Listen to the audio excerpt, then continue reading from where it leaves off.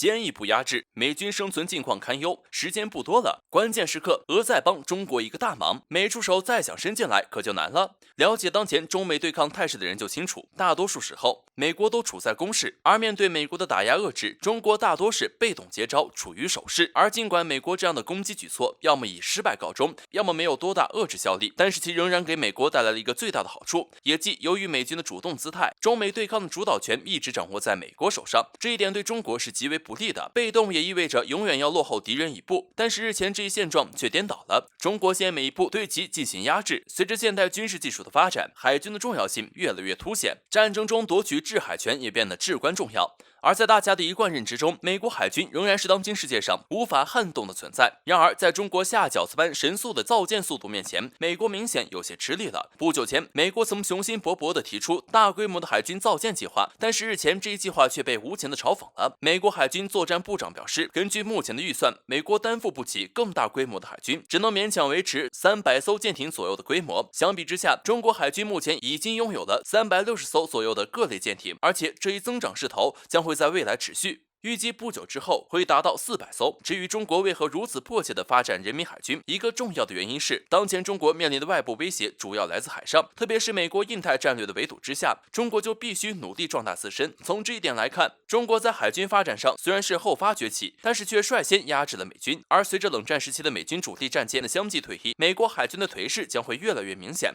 换个角度来说，中国强势崛起的势头表明，留给美军的时间已经不多了。而在这样的关键时刻，俄罗斯更是帮了中国一个大忙。在美军战略收缩撤出阿富汗后，俄罗斯就迅速行动，试图填补美军全力真空。尽管美军做出撤军举动，但这并不意味着美军就此放弃中东这一战略宝地。但是就目前而言，美军集中精力对付中国成效并不大，反而还将中东这一块宝地拱手让与他人。可以说，这进一步加剧了美国衰落的局面。可以预见的是，随着中俄联手力度的加大，美军布局全球的这一盘大棋也在一步步崩塌。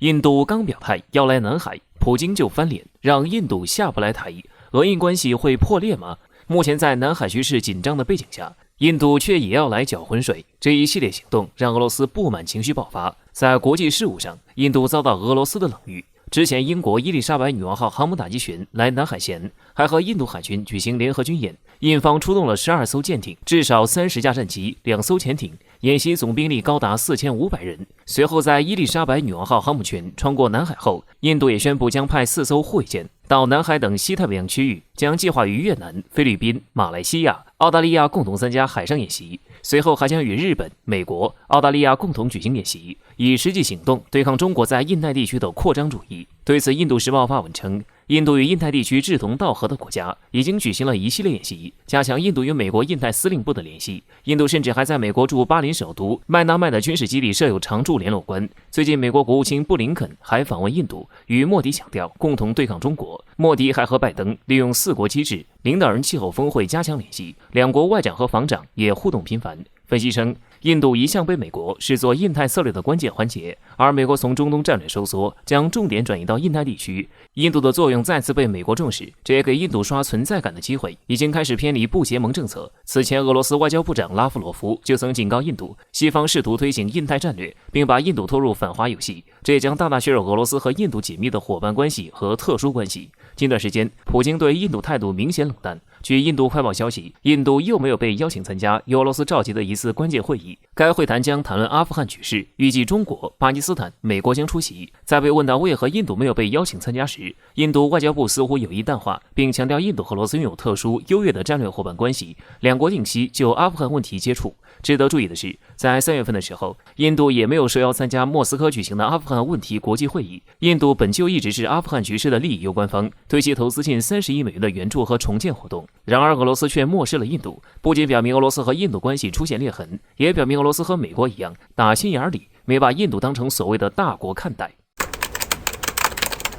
海空联动，印太美军异动频频，26架隐形战机连同3艘核潜艇出击，剑指哪里？俄罗斯只帮中国回怼了4个字：自少威力大。随着中美博弈的进一步激化，印太地区也渐渐成为了国际热点地区。日前，美军又开始在印太异动。据美国福布斯网站报道称，近日美国海军向印太海域同时出动了3艘海狼级攻击核潜艇。说起这一武器，想必大家都十分熟悉。其凭借着超强的静音性能，可以在神不知鬼不觉的情况下接近敌方舰艇，从而发动致命一击。由此，海狼级攻击核潜艇也被称之为世界上最危险的核潜艇。显然，这样3艘打击利器同时出动，也向外界传递了一个十分危险的信号。据悉，这3艘核潜艇目前都在太平洋海域巡航。相关人士指出，这一行动将会在一定程度上扭转太平洋地区的战略平衡。而另一边，在空中，美军也有了一个配合动作。近日，美国陆军正在以关岛为中心举行一场规模庞大的军事演习。令人关注的是，在这次演习中，美军一次性向关岛部署了26架 F-22A 隐身战斗机。这并不是一般的战斗机，而是拥有超强隐身能力的5代机，号称是空战王牌。分析人士指出，美军这一部署很好地说明，美军意图以关岛为核心，寻求大国对抗的新模式。结合这2个动向来看，美军是想形成海空联动，来共同向别国施压。那么，美军出动如此多的战略利器，究竟是想让谁好看呢？显然，美军这次行动是冲着中国来的，又是太平洋地区，又是大国对抗新模式，足以表明美军针对中国的意味。而除了关岛之外，未来美军部署将很有可能进一步向周边国家扩散开来，比如澳大利亚、日本，甚至是韩国。看到这里，或许有人开始担心美军将会在中国周边挑起大阵仗。不过，中国好兄弟俄罗斯却只用了4个字帮中国回怼：装腔作势。在俄罗斯看来，美国想要在亚洲同中国展开竞争是不会成功的。别看美国表面上跳得很欢，但现实是，除了剑拔弩张、推动反华，美国并没有多少实质性的举动来遏制中国、打败中国。与之对比明显的是，在俄罗斯眼里，中国在积极发展自身。尽管中国不以超过美国为目标，但是中国的一切所作所为确确实实在一步步赶超美国。俄罗斯坚信，随着中国在地区军事实力的增长，会有很多办法来应对美军的装腔作势的。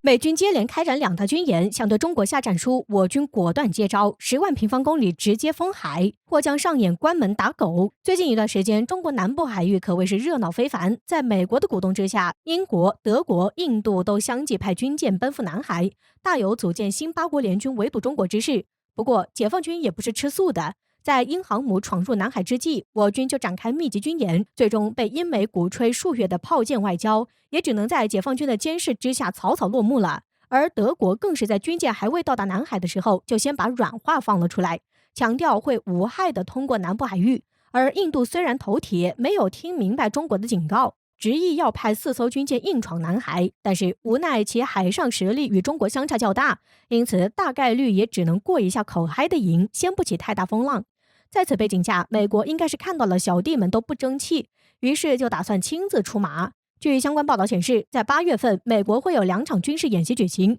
一场是从8月3号至中旬，美国海军以及海军陆战队会开展，涉及美国7大舰队和跨越全球17个不同时区的代号为大规模演习21的海上军演。另一场则是8月2号至27号，美国会联合日本、澳大利亚以及英国在印太地区展开。据悉，这也是美国和其盟友在40年来的首次大规模2栖演习。对此，有分析人士认为，在中美交锋如此激烈的敏感时刻，美国还大搞军事演习，而且规模庞大且密集，这显然就是在给中国下战书，以此来展现美军的威慑力，从而拉拢盟友继续巩固自己的霸权主义。然而，就在美军公布这2大演习之后，中国军方也宣布将从8月6号至10号在南海举行军事演习。据了解，这次中方的演习也是引起了各界的强烈关注，台媒更是直接指出，这是中国大陆近年以来所公布范围最大的南海演习。因为经过测算，此次演习范围位于海南东部及东南部海域，并且延伸至西沙群岛的东北部，涵盖范围大约达到了10万平方公里。因此，外界普遍认为，这次声势浩大的解放军南海军演，正是对美军演习的一种回应。值得一提的是，上一次中方发布南海大范围禁航警告，是在去年的8月份。当时，解放军在禁航区试射了中程反舰弹道导弹，而且演习区域也是位于海南和西沙群岛之间。所以，对于这次的解放军大范围演习，有专家猜测，很有可能也是要进行中远程弹道导弹的射击训练。不过这些也仅仅是猜测而已，但无论是进行何种训练，都能说明中国真的是要在南海加强军事力量的。最后我们想说，这次面对美军下战书的挑衅行为，我军也是果断接招，霸气宣布禁止在10万平方公里自由航行的举动。这种大范围的封海行为也是对美军的明确警告，如果他们还敢视而不见，那最后可能真的就如许多分析学者所言，解放军或要上演关门打狗的戏码了。